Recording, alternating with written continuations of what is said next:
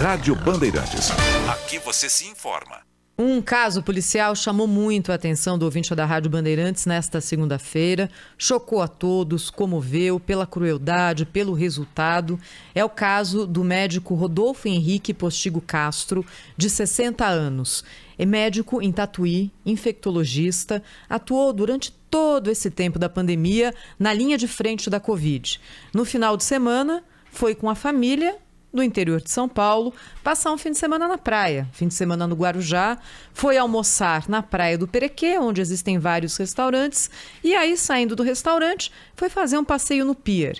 Bem, chegaram 2 assaltantes em uma moto, roubaram tudo que podiam da família naquele momento, celular, corrente, pertences, e na hora de sair, um dos criminosos atirou no Dr. Rodolfo. Atirou no peito e ele morreu na hora.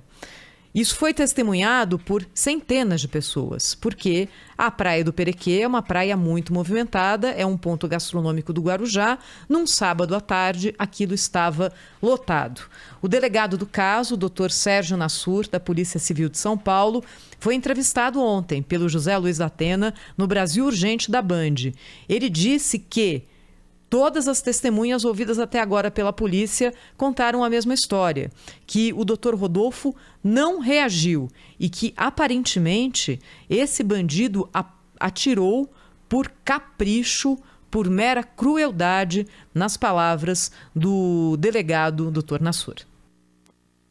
A filha entregou o celular, tirou a corrente de ouro do pescoço do pai, entregou a esse adolescente infrator. Mesmo assim, esse adolescente atirou primeiro contra o mar, na sequência a queima-roupa contra o peito do médico intensivista, infectologista, que salvou muitas vidas em Tatuí, interior de São Paulo. Bem, essa é a história que tanto acho que chocou os ouvintes da Rádio Bandeirantes na descrição do delegado entrevistado pelo Datena ontem no Brasil Urgente, na tela da Band. Para conversar mais sobre esse assunto, entender o que a legislação brasileira prevê para casos como esse e o que pode ser melhorado, o nosso especialista em segurança pública nas questões penais e criminais do país, Dr. Marcelo Rocha Monteiro, procurador de Justiça do Ministério Público do Rio e professor de Direito da Universidade Estadual do Rio de Janeiro, está conosco mais uma vez aqui no Jornal Gente. Dr. Marcelo, bom dia.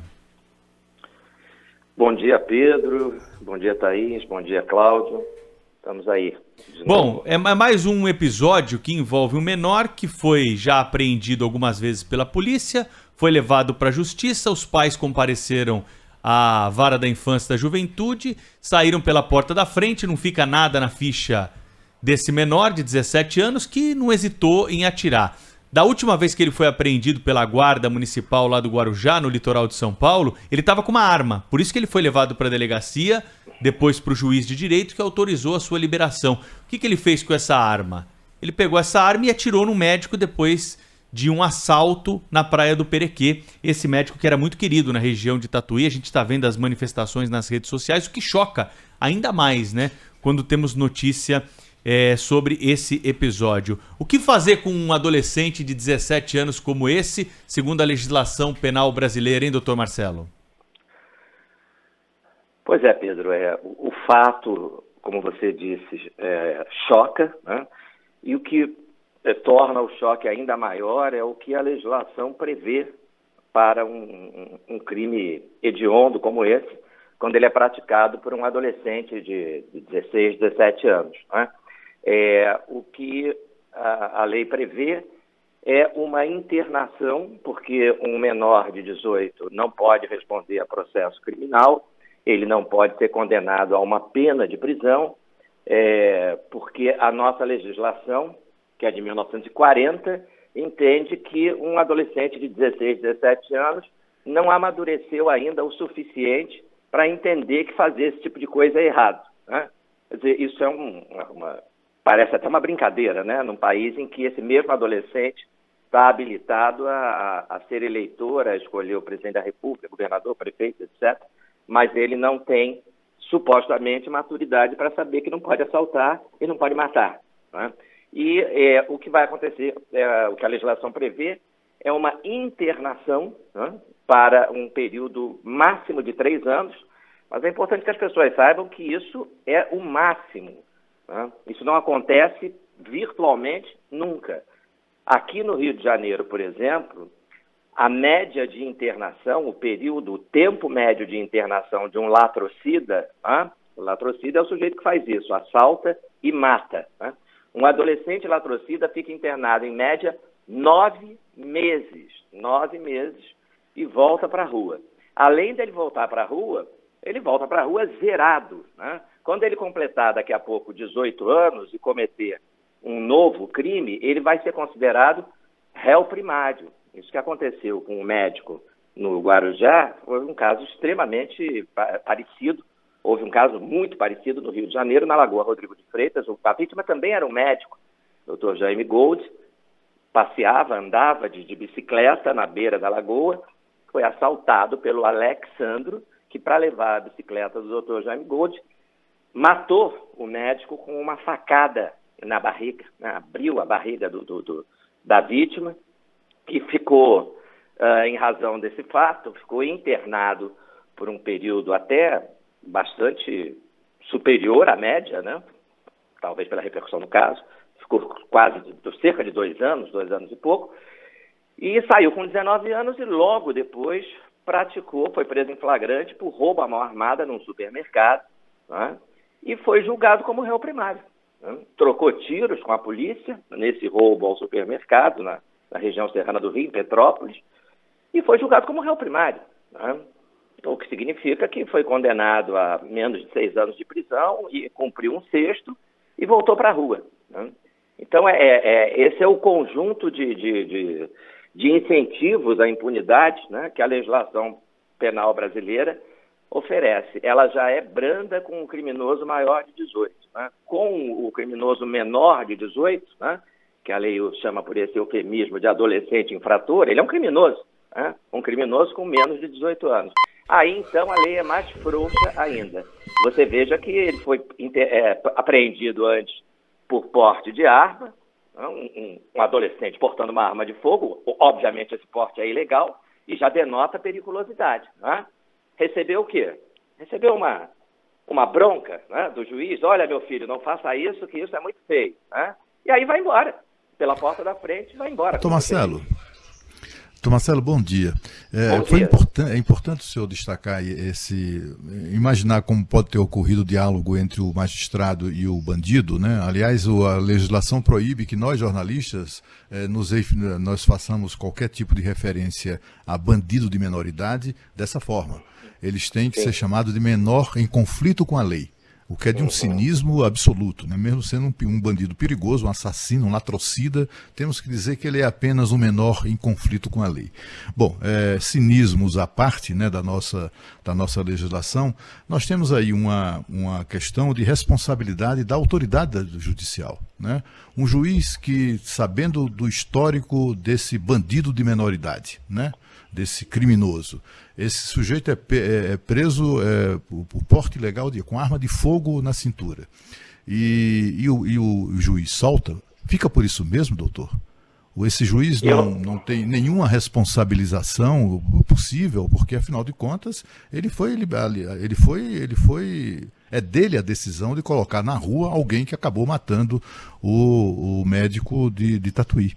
E não acontece nada com esse juiz? Eu não sei nem quem é o juiz, mas deixa eu, em defesa dele, eu preciso dizer 2 coisas, fazer 2 ponderações sobre os absurdos da nossa legislação.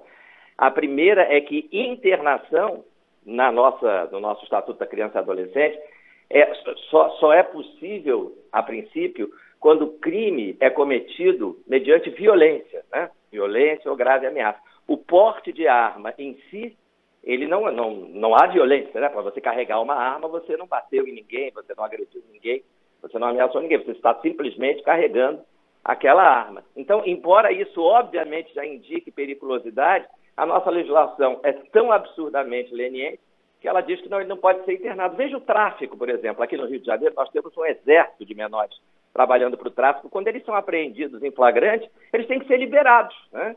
Porque, teoricamente, o tráfico em si não é crime praticado mediante violência. Então, só pode ser internado quando agir mediante violência ou grave ameaça e se tiver vaga. porque agora foi adotada uma nova política, a partir de mais uma decisão do Supremo, dizendo que se não tiver vaga, a gente libera o menor e, quando tiver vaga, a gente entra em contato com ele, tem que rir, né, para não chorar. Diz, olha, meu filho, pode vir que agora surgiu uma vaga para você.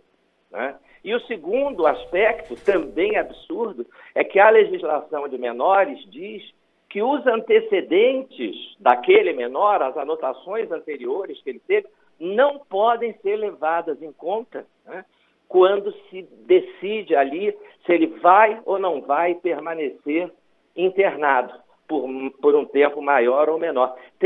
Não pode ser levado em conta nem a natureza do fato que ele praticou, se é mais grave ou menos grave, nem os antecedentes dele. Né? Então, se ele passa lá um período pequeno internado e a assistente social faz um relatório dizendo, olha, ele disse que está muito arrependido do que fez, né? Que é evidentemente a resposta que ele vai dar, né? Então ele vai ser liberado logo. Né? É assim que funciona a nossa legislação, o nosso Estatuto da Criança e Adolescente e demais leis correlatas aí nesse tema. É a mais absoluta e restrita impunidade, e aí essa notícia que vocês deram retrata bem como o criminoso escala, né? Ele vai escalando, ele começa no porte de arma, depois ele passa para um roubo, e depois esse roubo vira um latrocínio, um roubo com morte, né? Então, se você não tem uma legislação que freie o sujeito ali no início, ali quando ele estava carregando aquela arma ilegalmente, sem ter nenhuma justificativa para isso, qual é a justificativa para um adolescente andar com arma de fogo, né?